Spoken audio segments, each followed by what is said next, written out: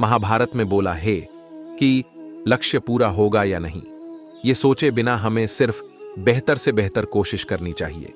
किसी भी काम की शुरुआत में ये नहीं सोचना चाहिए कि सफलता मिलेगी या नहीं, लक्ष्य पूरा होगा या नहीं, क्योंकि कर्मों की सफलता या असफलता इंसान के हाथ में नहीं है।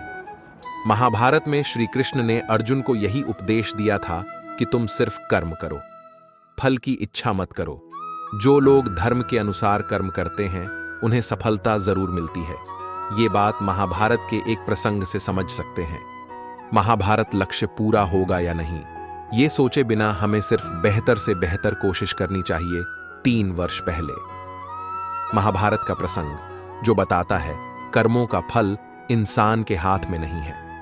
किसी भी काम की शुरुआत में ये नहीं सोचना चाहिए कि सफलता मिलेगी या नहीं, लक्ष्य पूरा होगा या नहीं, क्योंकि कर्मों की सफलता या असफलता इंसान के हाथ में नहीं है।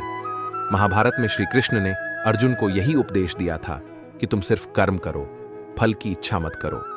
जो लोग धर्म के अनुसार कर्म करते हैं उन्हें सफलता जरूर मिलती है। ये बात महाभारत के एक प्रसंग से समझ सकते हैं। श्री कृष्ण ने अर्जुन को समझाया, तुम सिर्फ बेहतर कोशिश करो। दुर्योधन सभी पांडवों को मार देना चाहता था, इसीलिए उसने लाक्षागृह में पांडवों को मारने की योजना बनाई। लाक्षागृह के षड्यंत्र से किसी तरह सभी पांडव बच गए और वेश बदलकर वन में रहने लगे। उस समय राजा द्रुपद ने राजकुमारी द्रौपदी का स्वयंवर आयोजित किया था।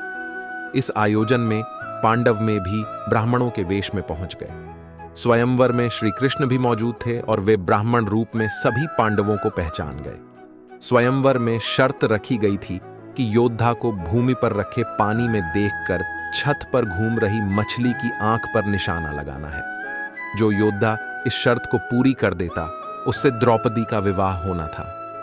जब अर्जुन इस प्रतियोगिता में शामिल होने पहुंचे तो श्री कृष्ण ने उन्हें समझाया कि मछली की आंख में निशाना कैसे लगाना है। श्री कृष्ण ने अर्जुन को पूरी विधि समझा दी। श्री कृष्ण की बातें सुनकर अर्जुन ने कहा कि अगर सब कुछ मुझे ही करना है तो आपकी क्या जरूरत है।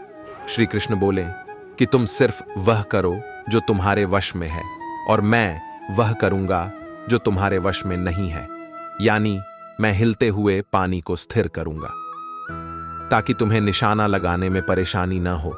तुम सिर्फ बेहतर से बेहतर करने की कोशिश करो। श्री कृष्ण की बात मानकर अर्जुन में बेहतर कोशिश की और उसने मछली की आंख में निशाना लगा दिया। इस प्रसंग की सीख यह है कि हमें अच्छी से अच्छी कोशिश करनी चाहिए। कर्म करते समय फल की इच्छा नहीं करनी चाहिए। अगर फल हमारे पक्ष में नहीं आता है तो निराशा का सामना करना पड़ता है। अपना काम पूरी ईमानदारी से करेंगे तो सफलता जरूर मिलती है।